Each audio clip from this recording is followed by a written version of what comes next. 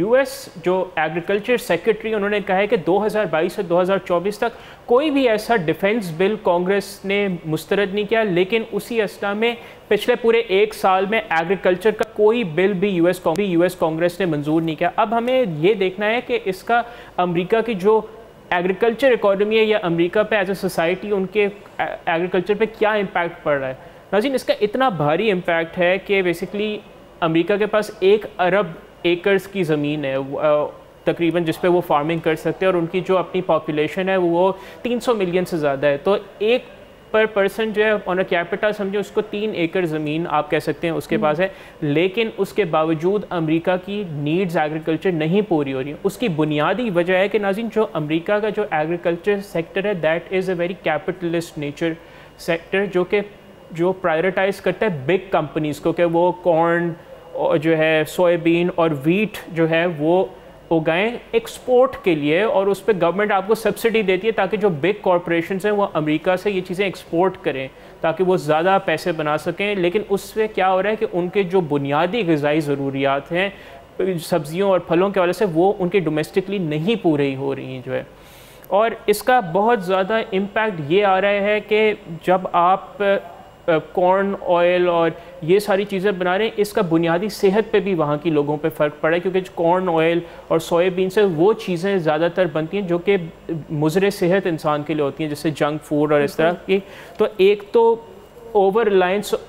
اس کی کراپس، وہاں کی پاپولیشن کی زندگیاں بھی اس سے جو ہے وہ اثر ہو رہی ہیں، اور گورنمنٹ اس پہ زیادہ سبسڈی بھی دے رہی ہے، تو کسی بھی ایک چیز کی زیادہ کاشت اس زمین کو، اس کی سوئل ڈپلیٹ کر رہی ہے۔ اور ناظرین، یہ جو کارن آئل اور soybean they are very vulnerable to pest, تو امریکہ کے جو ہے they are getting more exposed to pest which can create a big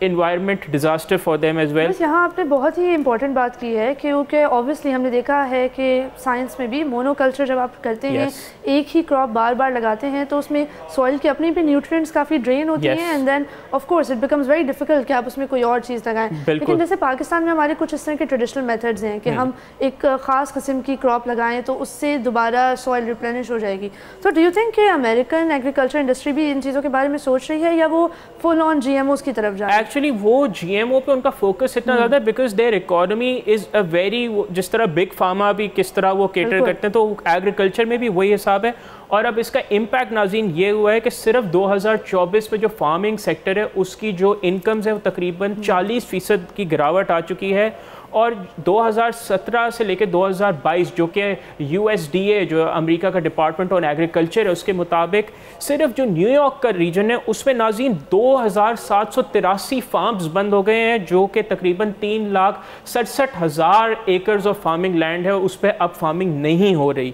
تو ناظرین، اب اس کا امپیکٹ یہ آ رہا ہے کہ وہاں پہ اربنائزیشن بھی انکریز ہو رہی ہے، اور اس کا کلائمیٹ پہ بھی امپیکٹ آئے گا۔ اور اس کا جو سب سے بڑا امپیکٹ آ رہا ہے کہ جو امریکہ کے اپنی فروٹ کلٹیویشن میں گروتھ ہے پچھلے سال وہ صرف 1.2% رہی، اور ایک جو بہت بڑی اس میں جو ان ایفیشنسیز آ رہی ہیں کہ کیونکہ فروٹ گروتھ اور ویجیٹیبل گروتھ کو گورنمنٹ وہاں سپورٹ نہیں کر رہی، تو وہاں پہ تقریباً 30 سے 40% کراپ جو آلریڈی سلو گروئنگ کراپ، مطلب بہت آہستہ سے گرو ہو رہی ہے، وہ 30 سے 40% ضائع ہو جاتی ہے پروڈکشن سٹیج پہ، اور وہ کنزمپشن مارکیٹ تک پہنچتی ہی نہیں ہے۔ تو اب یہ ویسٹ سے نہ صرف آپ کی جو ہے انفلیشن اوپر جاتی ہے کیونکہ سپلائی چین ڈسٹرب ہوتی ہے، بلکہ ناظرین یہ جب ویسٹ ہوتے ہیں اس سے گرین ہاؤس گیسز بھی بنتی ہیں جو کہ انوائرمنٹ کے لیے خود بہت زیادہ نقصان دہ ہے، اور کلائمیٹ چینج تو ابھی بہت بڑا مسئلہ بننے والا ہے۔ بالکل، COP 29 بھی اس وقت ہو رہی ہے، پوری دنیا پریشان ہے کہ کلائمیٹ چینج کا اس پہ کیا امپیکٹ ہو رہا ہے۔ اور ناظرین، اب یہ جو ہم نے، یہ تو خیر ایک جنرل بات ہے کہ جو ایکسٹریم ویدر ہے اس سے فلڈز آتے ہیں اور ڈراؤٹس، اور اس سے اور زیادہ ٹرمپ کی پریزیڈنسی کا بھی کافی گہرا تعلق ہے کہ کلائمیٹ چینج کے حوالے سے اب کیا ہوگا۔ مطلب آپ دیکھیں نا، دس از ویری ڈینجرس، کیونکہ ڈونلڈ ٹرمپ تو سرے سے ہی جو ہے انکار کرتے ہیں کلائمیٹ چینج کوئی چیز ہو، اور یہاں پہ ایک کلائمیٹ چینج امریکہ کی ایگریکلچر اکانومی کو اس وجہ سے زیادہ متاثر کریے کہ امریکہ کی جو میجورٹی جو کراپس ہیں وہ رین فیڈ کراپس ہیں، تو گلوبل وارمنگ کے بڑھنے کے ساتھ گرمی زیادہ بڑھتی جا رہی ہے، اور بارشوں کا جو سسٹم ہے وہ کم ہوتا جا رہا ہے عرصہ، اور اس سے گراؤنڈ واٹر ٹیبل بھی نیچے جاتا رہا ہے، تو بیسکلی اس سے US کے ایگریکلچر کی جو